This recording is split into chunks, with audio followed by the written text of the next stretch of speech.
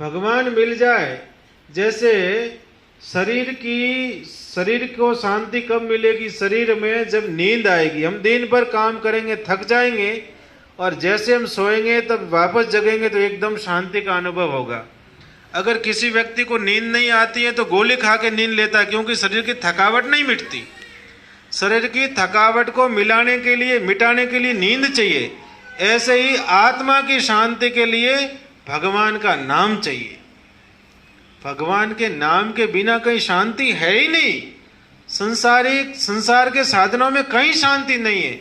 हम सुख प्राप्त कर सकते हैं, जैसे मुझे नींद लानी है तो नींद तो आवे या ना आवे पता नहीं, पर मैं बढ़िया मखमल का गद्दा बिछा के सो तो सकता हूं, उससे मुझे सुख तो मिल जाएगा, पर नींद नहीं आ सकती। इसी प्रकार से अगर भगवान का हम नाम लेंगे, सेवा करेंगे, तो हमको निश्चित रूप से शांति मिलेगी, आत्मिक शांति मिलेगी। अगर आप प्रतिदिन इतना करिएगा, जीवन में कोई न कोई नियम होना चाहिए, जीवन में संयम होना चाहिए, जीवन में नियम होना चाहिए। नियम क्या? जैसे सुबह मुझे जल्दी उठना है, ये साधारण नियम मैं आपको बता रहा हूँ। साधारण नियम, आज गुरु पूर्णिमा का अवसर है, इस अवसर पर हम लोग अच्छाई ग्रहण करके जाए, बुराई छोड़ के जाए, तभी हमारी चेतना आगे बढ़ेगी। नहीं तो चेतना आगे कैसे? चेतना तो बेचारी सुसुप्त हो गई, हमने उसके ऊपर तो एकदम मैल जमा दिया, काई। जैसे कहीं जंग नहीं आ जाता है, ऐसे हमारे चेतना पे जंग आ गया। उसको हटाने का साधन है सत्संग। भगवान का नाम और सत्संग करेंगे तो वो काई मैल हटेगा। कांच के ऊपर मैल आता है तो हम काय से साफ करते हैं? पानी लेते हैं, कपड़ा लेते हैं, उससे कांच को साफ करते हैं, तो कांच में हमारा मुंह दिखने लग जाता है। ऐसे हमारे चित्त के ऊपर मैल जम जाएगा। मैल जमेगा तो फिर हमको भगवान के दर्शन नहीं होंगे, भगवान हमको अच्छे नहीं लगेंगे। भगवान अच्छे लगे, भगवान में हमारा मन लगे, उसके लिए सारे साधन हैं, मैल हटाने के साधन है। हमारे जीवन में कोई न कोई नियम होना चाहिए। सुबह जल्दी उठना, जल्दी उठने के साथ में, जैसे हम तो यहाँ पर बाहर सोते हैं, अभी पास में गौ माता रहती है, तो सुबह उठते गाय का दर्शन मंगलमय है।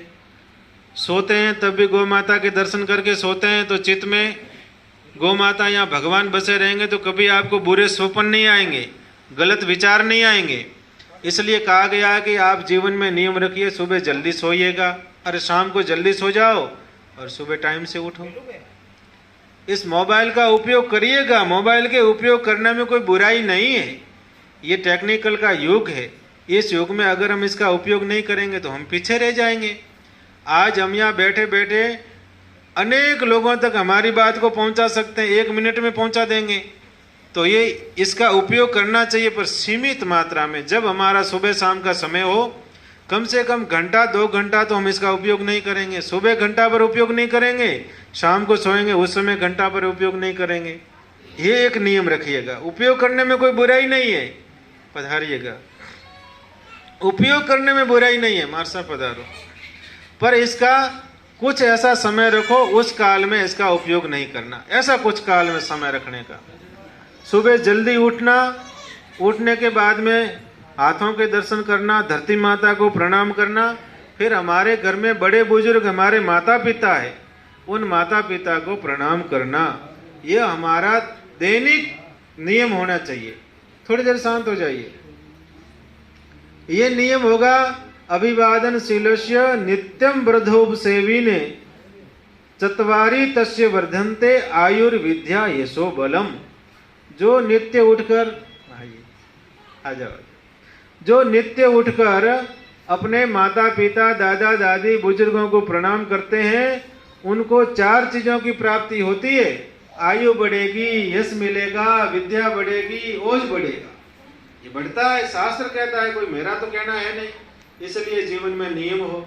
फिर स्नान करने के बाद में आप ज्यादा कुछ नहीं कर सकते। मैं ज्यादा नियमों में आपको नहीं बांध रहा हूँ, हम ज्यादा कुछ नहीं कर सकते, तो इतना तो कर सकते हैं, नहाने के बाद में एक हनुमान चालीसा का पाठ कर दो और सूर्य भगवान को अर्घ्य चढ़ा। वैसे 1 माला 2 माला भगवान नाम का जप करना चाहिए। वो मान लो कदाचित नहीं कर सकते आप, कोई बात नहीं, बाध्यता नहीं है कोई, पर थोड़ा बहुत नियमित पाठ और सूर्य भगवान को अर्घ्य, 2 चीजें करनी चाहिए।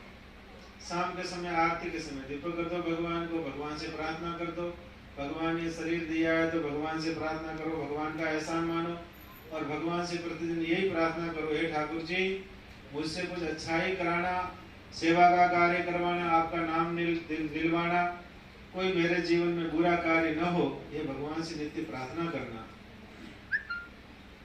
प्रतिदिन सुबह उठते ही धरती माता पे पांव रखो तो प्रार्थना करो, हे धरती माता मैं आपके ऊपर पांव रख रहा हूँ, मेरे से कोई ऐसा गलत काम न हो, ये आप मेरी रक्षा करना। तो धरती माता